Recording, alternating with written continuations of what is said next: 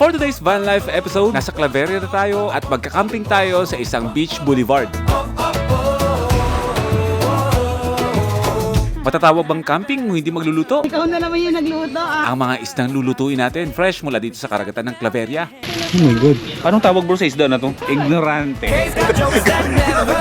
At first time na natin susubukan ang manghuli ng isda gamit ang hinihilang lambat. Ay! Tigi! Ayan! Makikisumba din tayo kasama ang mga senior citizens. We're cruising the islands, chasing the breeze, mountains and oceans, palm trees with ease. Kaya umupo na ang buong pamilya sa sala at sabay-sabay nating panoorin ang episode natin ngayon. Napakaraming mga masasayang eksena ang mapapanood nyo sa episode natin ngayon. Thank you po.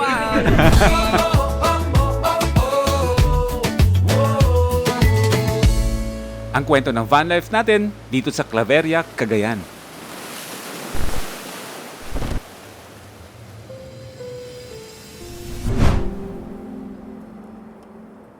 At sa pagpapatuloy ng ating kwento ng pag-iikot ng bansa, ang van life natin patungo naman ng Claveria. Grabe yung sunset. Ayaw pabigil. Napakaganda. Pagkatapos nga natin may experience ang napakagandang sunset dito sa Pamplona, Cagayan, malapit na tayong pumasok sa Sanchez Mira. Ang sunset, hindi pa rin tayo binibitawan. Okay, approaching na tayo sa bayan ng Sanchez Mira.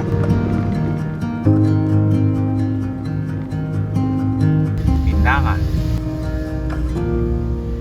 Inabot na tayo ng gabi. Solid yung spot natin. Nandito na tayo. Mamaya ko na ipapakita sa inyo. Papark lang tayo ng mabuti. At narating na natin ang Claveria. Parte pa rin ng Cagayan ito. Para tayo nasa Boracay, no? Pasilip pa lang yan. Ang ating kaibigan na si K-Camp, umaapoy ang dedikasyon sa pag-i-edit. Ngayon lang kita nakita ang ganun yung kabisi sa pag-i-edit. Kahabol eh. Bakit napakaseryoso mo ngayon, ha? 9 minutes pa lang ako. Uncle Sam, baka gusto ko ng message kay Uncle Sam kasi ito yung gusto niya di ba? Na, natupad na ang kagustuhan mo. Kasi ikaw iniisip ko eh, baka ano mo ako sabihin. Kasi sabi niya, wala na, nagsawa na ako dyan. Hindi na ako pinukulit eh, na parang namimiss ko eh. Parang namimiss ko yung paungulit niya. So, pinag-iigihan ko para hindi niya na talaga ako ulitin. Ngayon Uncle Sam, ako, magsawa ka sa uploads ngayon. Marami kang aabangan. Parang gusto nga, upload na agad ulit ako ngayon. 2 days pa lang. Grabe naman. Ano yan? Magic? Very hard.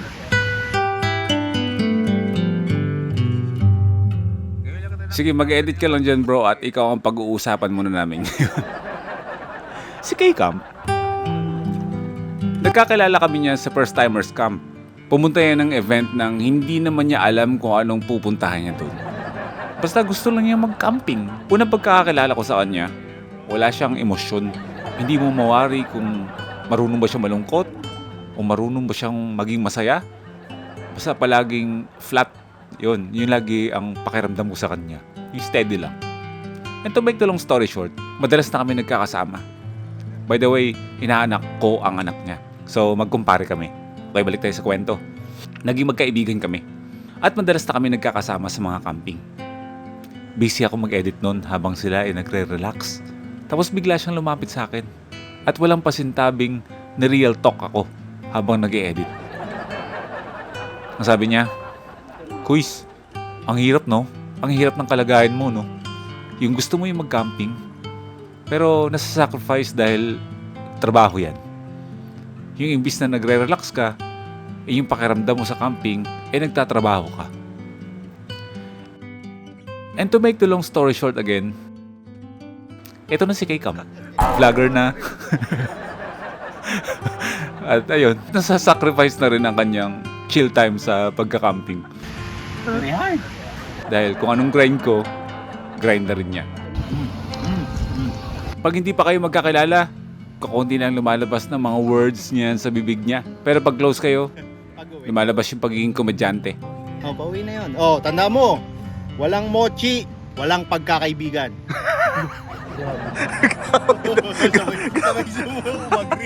Parang kwento ni Will Dasovich at ni Daniel Marsh na dati magkasama ang dalawa sa biyahe tapos itong si Daniel Marsh tanong lang ng tanong kay Will. No, ano ba yung video-video mo nang ginagawa na yan? At ngayon, magaling na vlogger. Malakas mang impluwensya si Will. Minana ko yung pang-i-impluwensya. Parang ganun yung kwento namin dalawa. Anyways, galingan mo kumpare. Supportahan natin si K-Camp. Subscribe na din siya sa YouTube channel niya. Very hard. Okay, hindi pa yung matutulog, pero tayo matutulog na. Bukas na natin sulyapan ang spot natin ngayong episode. Promise na napakaganda.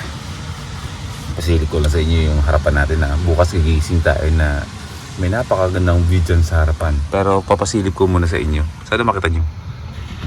Ay wala. Pero narinig niyo yan? Dagat yan. Nakaka-excite. Gumising.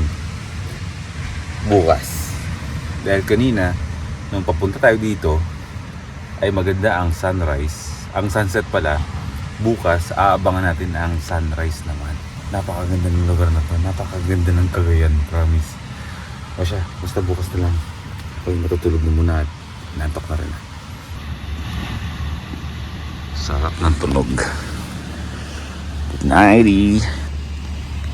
Kaya magkukumot na pala tayo. At malamig. Ayan.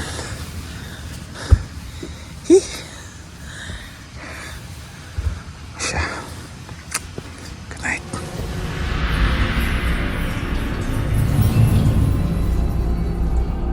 Walang kaalam-alam si Prisha tsaka si K-Camp na pumunta ako ng space para dun matulog. Mas peaceful dun kasi kasama ko yung mga kaibigan kong alien. Tara, balik na tayo sa Earth.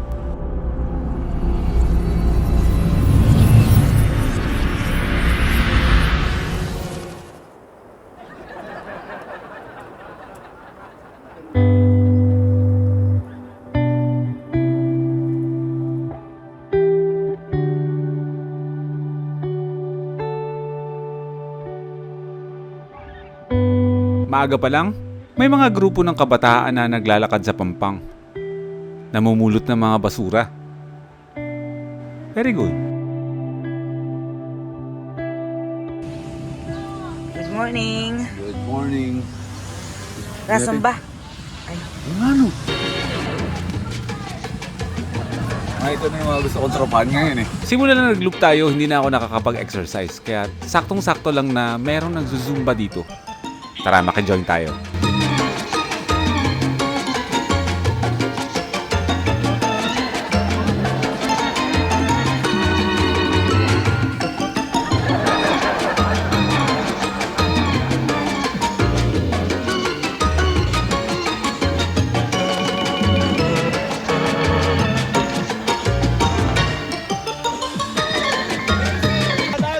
Dancers of Claveria.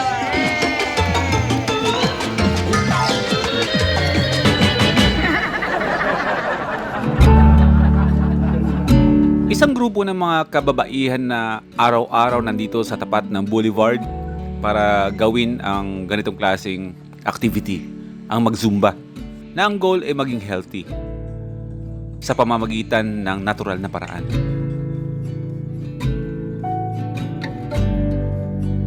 At pinapractice na rin nila dito ang bagong implement sa US na lahat ng may mga maintenance hindi na magte-take ng gamot.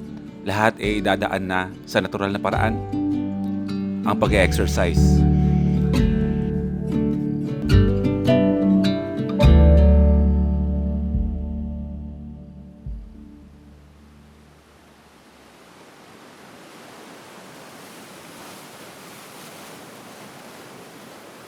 Mga nanguhuli ng mga isda.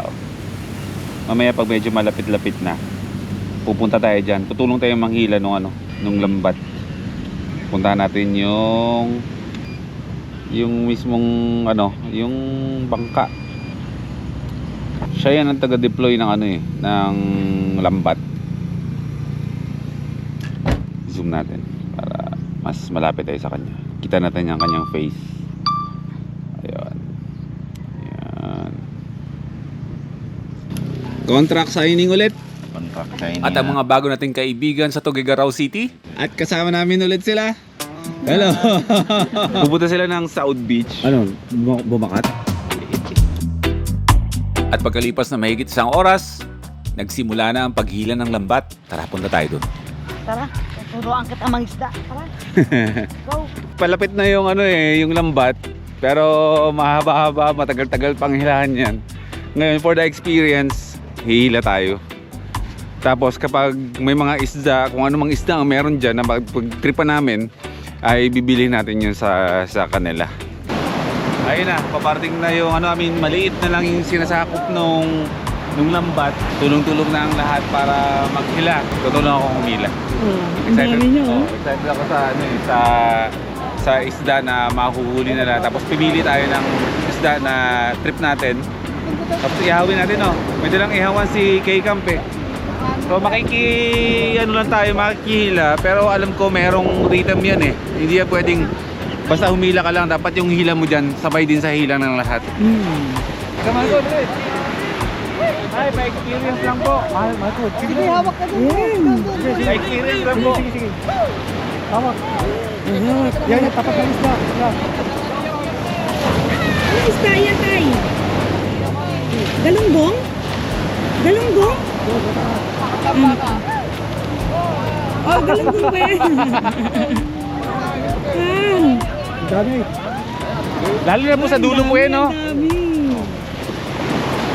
Parang ang sarap i-prito niyan. Pwede po i-prito? Oo, masarap sa prito. Ayun, masarap sa prito yan, mahal. Sinigang daw. Ayun, kinagin. Ay, ikaw naman. Dito ka. Dali. Para ma-experience mo. Ang dami. Ayun, may mga isda dito, Ayun, Huli ka. Tumutusok sila sa net. Tapos ang taga-kuha doon. Ay, kuha ka isa. Bili na ko kung ano itsura niya. Para siyang galunggong. Tulak mo daw. Ah, tulak ba? Sa ilalim? Yan, hilahin mo na yan. Uy! Uy! Ay! Ayan! Na-experience mo na yung ganito? Di ba? Ngayon din? First time! Ari ko. Yan! Ay! Nagalaw. Yeah! Ila! Di ba? Oh, tigi. Anong isda po yan? Mataan. Mataan? Oh God, nakaka-excite yung pinakadulo nito. No? Magtatalsikan yan. At nung nahili na ang pinakadulo ng lambat, yung mga huli ng mga lokal, maliliit lang. Dito ko naisip na hindi pala lahat ng hulog na lambat merong magandang huli. Nagsistay sila dito maghapon, nag-aabang. Ngayon na unti-unti na lang tanggalin sa net yung bawat isda mga natira na nakasabit. At paulit-ulit nilang ginagawa ito sa maghapon. Nagbabakasakali na makachamba sila o yung tinatawag nilang pumaldo sila.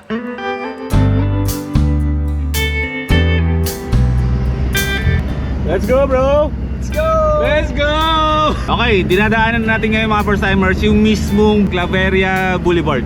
Napakaganda. Mamamalengke tayo ng ating tanghalian. Kanina nagtulong tayo maghila nung lambat. Kaso yung huli ay para sa ibang luto Hindi siya pang ihaw. For the experience lang yun mga first timers. Pero ang plano talaga ay pupunta tayo sa palengke na kanina abot tanaw sa drone. Dito rin tayo makakakuha ng fresh na isda. Siyempre nasa tabing dagat tayo at makakapili tayo ng mga isda na pwede nating isigang at pwede nating ihawin. Tignan natin kung anong isda meron doon. At hindi lang yon, dahil dito sa lugar na to ay meron ding Blue Lagoon dito na puntahan din ng mga turista at mga lokal. Tambayan nila. Sisilipin natin ngayon yan.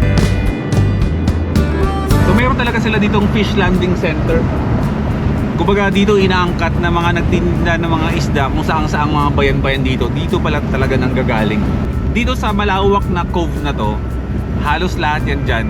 Talagang ganyan yung activity nila sa araw-araw. Yung manlambat, manghila ng lambat, tapos manghuhuli, tapos ibebenta.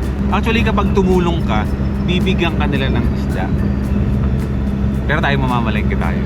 Kasi kanina yung huli nila hindi ganun karamihan Imbis na ibigay nila sa atin, hindi ibenta na lang nila, hindi kumita pa sila, di ba? Tama bro, no? Yeah. Lapit lang natin. Ayun na yung mga bundok-bundok. Dito sa dulo, andito ang palengke. Kaya makakasigurado tayo na may mabibili tayong mga isda na fresh talaga. May mga homestay din dito. Sarap. Dito bro, ano itong pupuntahan natin bro? Ito yung Blue Lagoon. Oh. Okay, Blue Lagoon muna tayo bago malengke. Ay grabe, ang ganda. Ang ganda ng mga kubo oh. Ang lugar na to ano? Tagat Norte. Tagat. Okay. Welcome to Blue Lagoon Beach Resort. Tara bro. Ang sarap. Welcome to Blue Lagoon Beach Resort.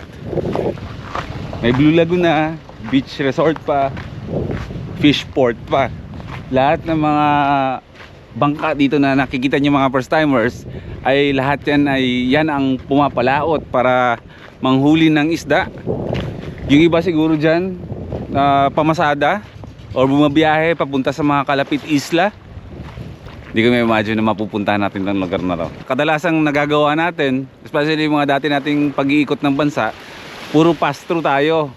Ngayon mas na-appreciate ko yung ganda ng Pilipinas ngayon. Kung anong meron tayo dito.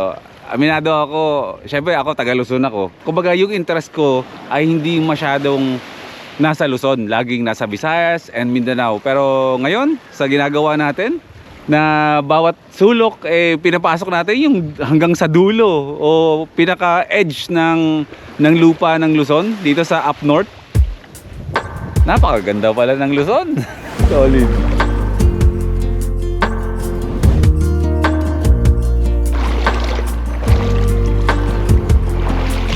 Ine-enjoy ko lang at iraramdam ko lang yung malamig na tubig dito. Napakalinis ng katubigan. Tsaka kitang-kita nyo mga first timers, so kulay blue. Literal na kulay blue. Minsan hindi sumagi sa isipan ko na magaganda ang mga karagatan dito sa Claveria. Buong akala ko isang napakahabang highway lang talaga siya. Pero sabi ko nga, ito na yung time para enjoy natin at pasukin natin yung mga hindi natin napapasok noon.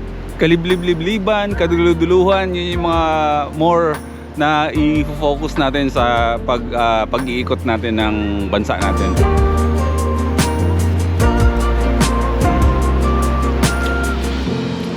Isipin nyo yun, yung mindset ko na Visayas, Mindanao lang. Nakita ko na kasi yung mga karagatan ng Visayas, nakita ko na rin yung karagatan ng Mindanao. Kumbaga, nasa set ng standards ko na kapag beach talaga na magaganda, Visayas and Mindanao. Pero ngayon nabuksan yung isipan ko na dito pala sa Luzon, napakadami rin palang magagandang mga beaches dito.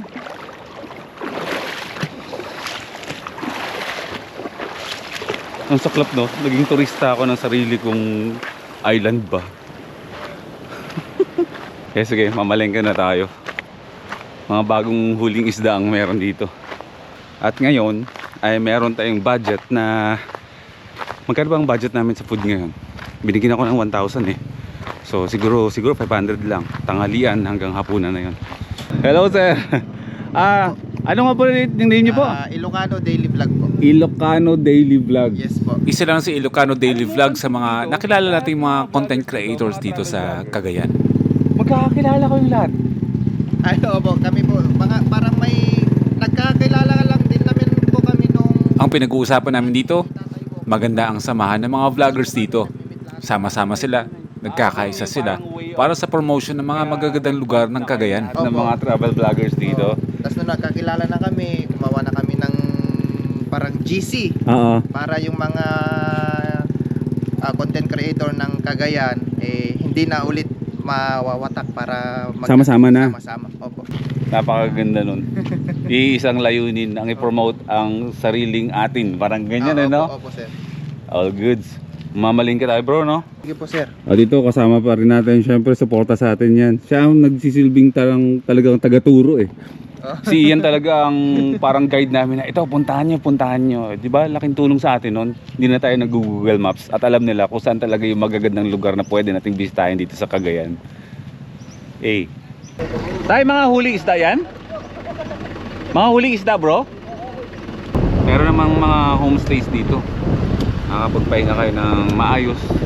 Tapos alam niyo yung bakasyon na hindi man malayo siya sa description o pag-describe na luxurious ba.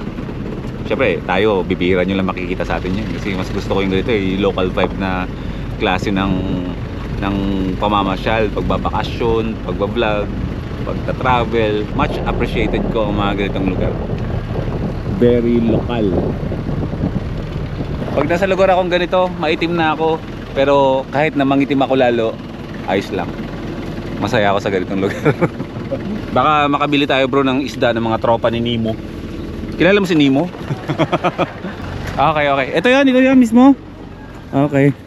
Ayun. Nay, may isda po kayo? Ay, ayun pala, ang laking isda. Ang laki naman yung isda, no? Ano po yung mga isda nyo po na pwedeng isigang, pwedeng ihawin na... Ano po sa unahan? Tara bro. Hello po, magandang araw po sa inyo. Saan po yung mga isda po na binibenta? Ito? Ay, hirap na kabaliktad. Ayun, kakaiba yung mga isda dito. Kakaiba bro. Pwede ba sigang to? Hindi ko alam kung ano yung pwedeng isigang. Anong yung mga isda to? Oh my god. Anong tawag bro sa isda na to? Ha? Pampano? Ano? Lalatan yan. Lalatan po? Lalatan? Napakalaki no. Pag ikaw, sinampal nito, tulog ka sa tubig. Oh, sino i-shoutout natin? Sige na, wag na kayo maya. Sino i-shoutout? Mga Bats 85. Ayun. Tingin-tingin pa tayo. Nahirapan tayo maghanap ng isda. Hindi natin kilala kung anong klaseng lahi ng mga isda ang mga to. Wala po. Anong klaseng isda yan bro? So kahawakan mo nga bro. Sukatin ko kung gaano siya kahaba. Kamay. Ngayon lang nakakita ng mga ganyang isda bro. Hanap pa tayo? Yung kilala nating ano? Isda? Hindi mo kilala yan? Lipat tayo. Kasi yung mga isda doon ay parang pang piyesta na. Sobrang laki. Parang bibili mo yata ng buo yun. Nay, ano pong isda meron ikaw dyan? Ano po yung pwede nyo pong ano? Pwede pong pang sigang. Yung mga nakikita ko sa yung mga isda doon, yung mga hindi pang karaniwan sa atin ha. Kasi syempre yung mga nakasanayan natin mga isda sa atin eh. Ayun, galunggong, tilapia, bangus, ganyan. Pero syempre sa kanila dito na malapit sa karagatan o nasa karagatan mismo, yung mga ganong klaseng isda, very common na rin yan para sa kanila. Tayo lang yung nagiging, ano pong tawag ba sa ganon? Ignorante sa mga isda. At pagkatapos ng mabusising paghahanap ng isdang kilala natin, ay nakahanap din tayo ng isdang medyo familiar na sa atin. Magkano po ba per kilo nito? 80 sir. 280. O yan. O sige, okay na po yan. Ayun, sa wakas, nakabili rin tayo ng dalawang klaseng isda. 548 yung nabili nating isda. Puro fresh yan. Sabi nila, pwede daw tawaran. Pero kasi, ako kasi, kapag sa mga lokal na ganito, hindi ko gusto kong tumawad pero ayokong tumawad. Ganun yung pakiramdam ko palagi kasi yun na nga lang yung hanap buhay nila eh. Tumatawad ako pero sa mga ganitong klaseng lugar, sa mga lokal na mga ganyan, hindi ako tumatawad.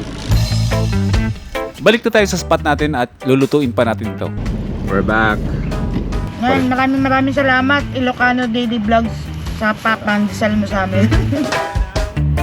Hindi pa tayo tapos sa task natin. Mamamalayin ka pa tayo. Kasama natin si Kazumi the Adventurist. Follow niyo mga first timer sa Facebook page niya. Magaganda ang mga drone shots ang kanya mga ina-upload. Ayun, mga tulugan ba? Coffee shop. Ancestral house oh, no? At dami natin kasing kulang bago natin maluto yung isda. So lahat yun eh bibilin na namin dito. Oh, mantika po. Meron po kayo? Meron. Ano sir, yung 1.5. Tsaka ano po pula? Sinigang mix. Ano to bro? Seaweed to? Tay, anong klaseng seaweed po to? Anong klaseng seaweed? Pukpuklo. Pukpuklo. Sa Ilocano. Ay, nakakain po siya ng hilaw? Oo. Malinis yan sir, galing sa loob ng tubig dyan. Tikman mo yan. Kamatis lang sa kayong... Ha? Oo nga. Masarap yun sir.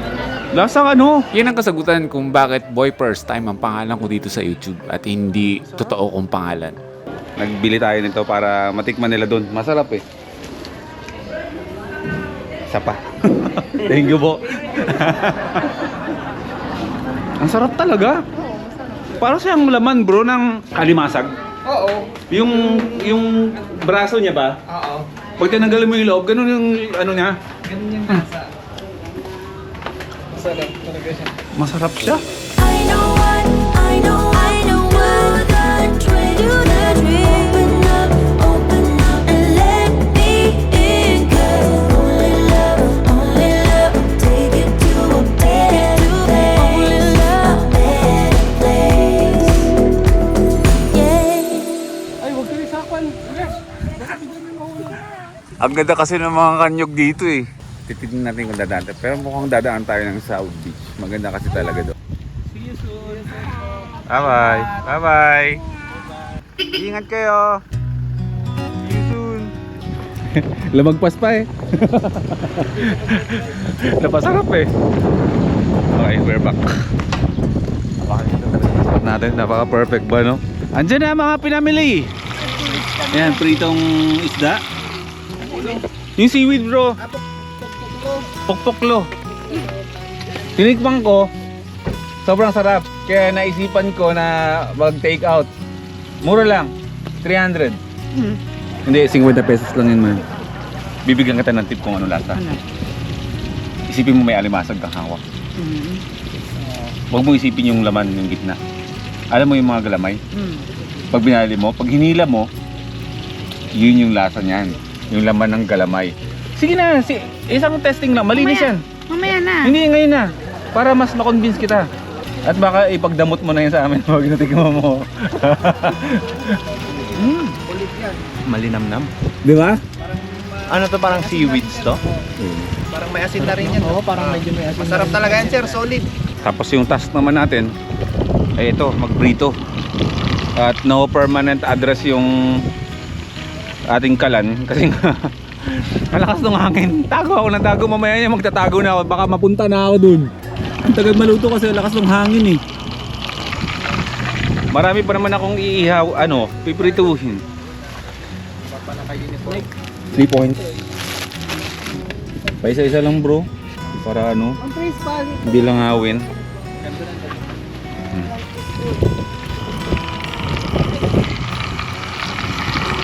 Ganyan lang. Solid no. Sarap no. Hey. Yogan. Camper van. Dagat. Yan. Good. Ay. Natapos din ang pagluluto natin ng tanghalian. Ngayon, pwede na tayo maghapunan. Okay, naluto na yung piniprito natin. Hapunan na to. Tagal maluto. Hi bro. Welcome. Amen. Patawad. Shout out, Precious! Woo! Layabis ka, boy! Ano pangalan mo bro? Shaolen po. Shaolen John Harry S. Lacuna. Shaolen? John Harry. Shaolin? Shaolin pero Pangbanda!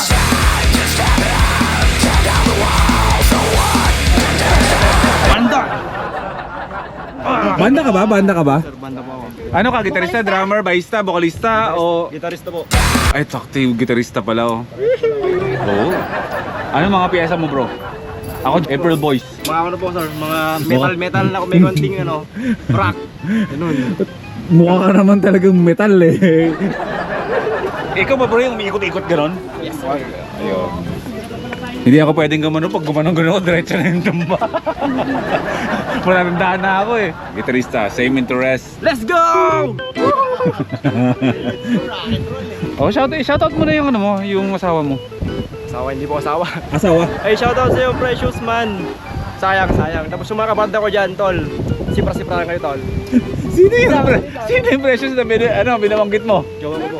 Yo, ako magiging asawa mo. Wala ka bang balak? Ay, wala po ngayon. Bata po kami ngayon eh. Bata pa. O, banda muna. So, Precious, stay put. Okay, niluluto na ni Precious yung yung sinigang rin na isda. Bale, nagsimula kami ng alas 11 magluto. Pag alas 6 na ng hapon, yung gutom namin tumawid na ng panibago. Talagang sobrang late na itong tanghalian namin. Alas 2 na yata ng hapon to, pero wala naman tayong magawa eh. Sige. Let's go! Guys, tapos na ako magluto. Ikaw na naman yung nagluto ah. Go! Pagod na. O, di ba? Mga simpleng kaganapan lang pero masaya ang camping. Nakakatakam yung aming tanghalian. Go sila. Puklo, sinigang na ulo, sinigang na isda. Kung may natira pa tayong noodles, pwede yung i-toppings. O tara na, kaya na tayo.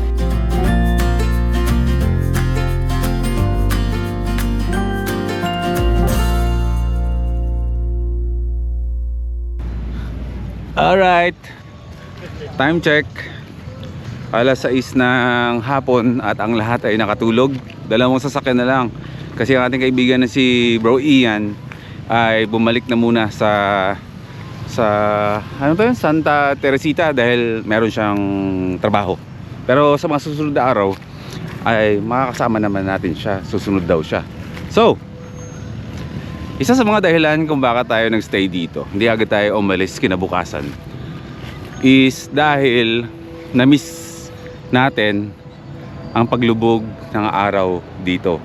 Kilala itong lugar na ito mga first timers na merong napakagandang sunset talaga sa araw-araw. Ngayon, catching sunset tayo.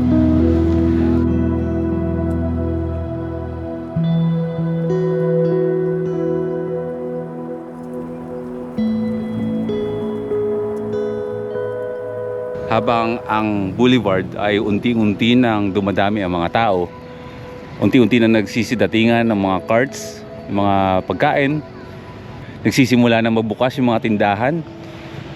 Kanya-kanyang tinda sila ng mga kung ano-ano para sa mga turista, sa mga locals na namamasyal dito sa boulevard. Napakagandang lugar, ang sarap tambayan.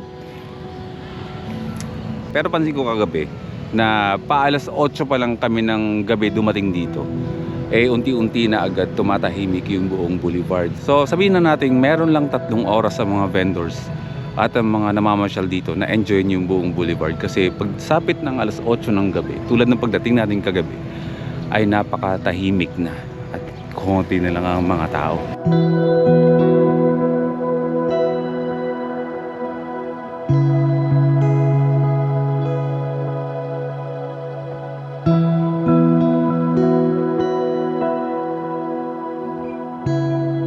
Dapit hapon hanggang sa pagkagat ng dilim, ito ang pinaka the best na oras para sa akin.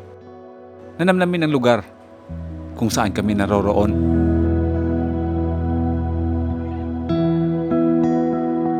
Ramdam ko kasi na unti-unting kumakalma ang mga tao, unti-unting kumakalma ang mga alon, unti-unting kumakalma ang lahat. Naglulook forward na ang lahat ay makakapagpahinga na. Kaya siguro mas gusto kong namamasyal ako ng gabi. Si K-Camp, nakalabas din ng kanyang lungga. Fresh air, bro. Para yung edit mo, mag-iba ka ng pananaw ba? Para kasi yung utak mo na nagsishrink. Oo, ganun yun. Habang tumatagal ka. Parang, ano ka na? Parang lang ako nasa kwarto ka, nasa ibang lugar. Oo. Pag nakakapaglakad ka, parang nare-refresh ka. Lahat ng tao merong pinagkakaabalahan. Lahat naman tayo busy. Pero lagi nang tatandaan na deserve din naman natin at meron tayong karapatan na kunin ang oras para sa atin. Na gigets diba ako? Na dapat meron ka talagang time para huminga, gumawa ng isang bagay na malayo dun sa ginagawa mo maghapon. Kumbaga, take a break. Bumili ka ng milk tea. O magkape ka. 'Di ba? Kung ano yung mga bagay na alam mong nagpapakalma sa'yo. Yung masasabi mo na natapos mo yung isang araw mo na napagod ka. Pero at the end of the day, ma-experience mo lang yung ganitong hinga. Ay, yun na yun. Yun na yun.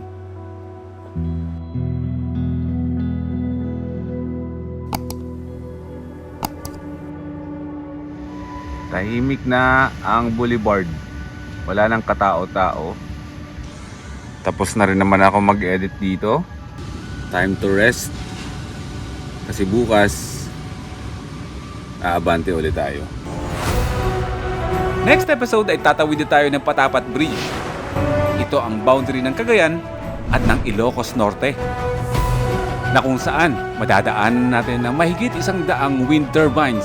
Tatry natin puntahan yung pinakatabi ng dagat talaga, yung sobrang haba na hilay-hilayrang ganyang klaseng fan.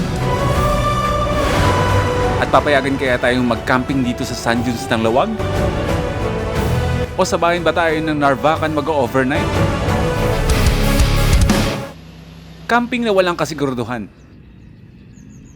Yan ang laman ng next episode natin na dapat niyong abangan.